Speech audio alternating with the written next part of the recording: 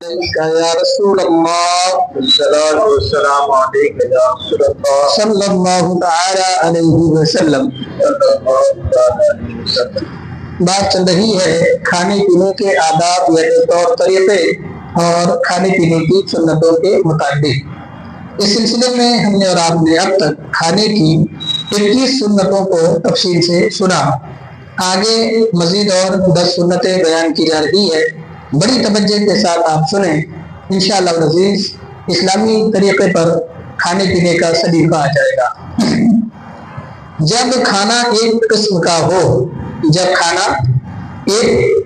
ہو تو ایک جگہ سے کھائے، ہر طرف ہاتھ نہ مارے۔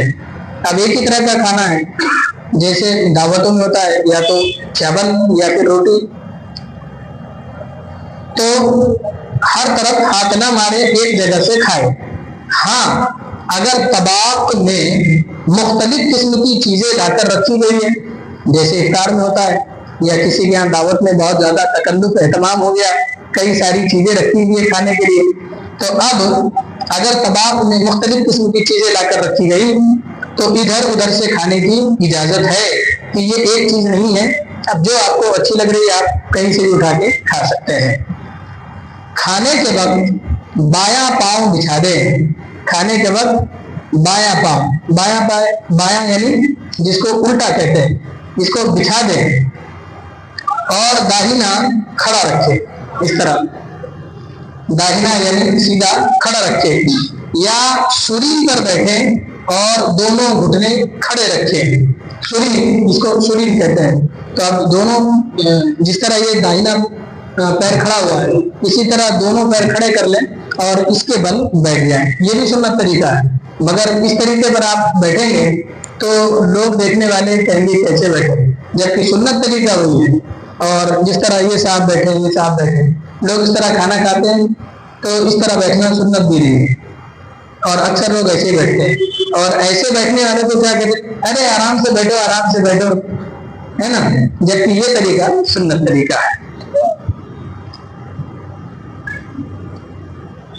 گرم کھانا نہ کھائے اور نہ کھانے پر پھونکے۔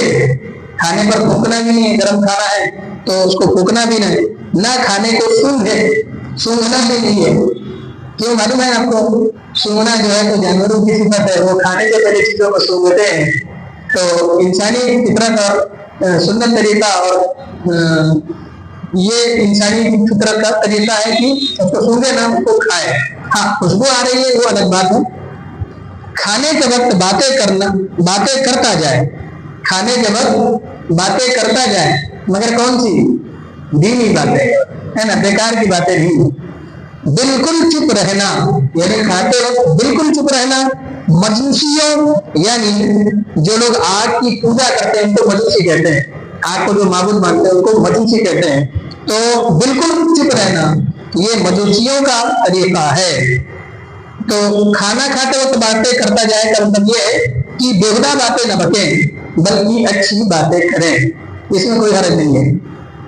کھانے کے بعد انگلیاں چاٹ لے، ان میں جھوٹا نہ لگا رہنے دے، انگلیوں میں جھوٹا نہ لگا رہنے دے۔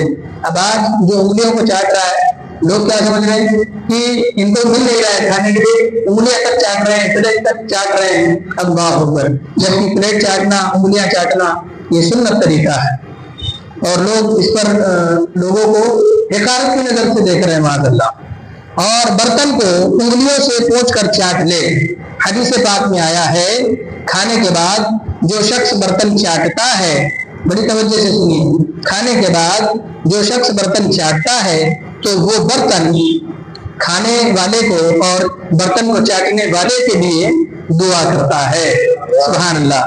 اور دعا بھی کیا کرتا ہے؟ سن لیجیے، برتن کہتا ہے کہ اللہ عز و جل تجھے یعنی پلیٹ چاٹنے والے کو جہنم کی آگ سے آزاد کرے، سبحان اللہ، جس طرح تو نے مجھے شیطان سے آزاد کیا، سبحان اللہ۔ اور ایک روایت میں ہے برتن چاٹنے والے کے لیے دعائے استغفار کرتا ہے، سبحان اللہ۔ کھانے کی ابتدا یعنی کھانے کی شروعات نمک سے کی جائے, کھانے کی شروعات کس سے کی جائے, نمک سے کی جائے, اور ختم بھی اسی پر کرے یعنی نمک پر. یہ سنت طریقہ ہے. لہذا جب بھی دسترخوان لگائیں, پلیٹ لگائیں, گلاس جگ لگائیں تو نمک لازمی لگائیں, تاکہ کھانے کی ابتدا بھی نمک سے ہو اور آخر بھی نمک ہی سے ہو. یہ سنت طریقہ ہے. اور صرف سنت طریقہ نہیں بلکہ اس میں فائدے کیا ہے سنیں آپ. کھانے کی ابتدا نمک سے کرنا اور کھانے کو ختم بھی نمک پر کرنا, اس سے 70 بیماریاں دور ہو جاتی ہے. اگر صرف اسی پر عمل کر لیا جائے ہے نا, کھانے کی ابتدا نمک اور کھانے کی انتہا نمک پر کر لی جائے تو 70 بیماریاں, ہو سکتا ہے کتنی بیماریاں ہم پر ہوگی تو 70 بیماریاں دفع ہو جاتی ہے, دور ہو جاتی ہے. سبحان اللہ. یہ اسلامی طریقہ ہے اور یہ اسلامی حکمتیں اور سنتیں ہیں. اگر ہم ان کو پکڑے رکھیں گے تو یقیناً صحت و تندرست رہیں گے, اور اگر جو ان کو چھوڑے گا وہ دنیا میں بھی صحت مند نہیں رہے گا اور آخرت میں بھی اس کی صحت خراب ہونے والی ہے.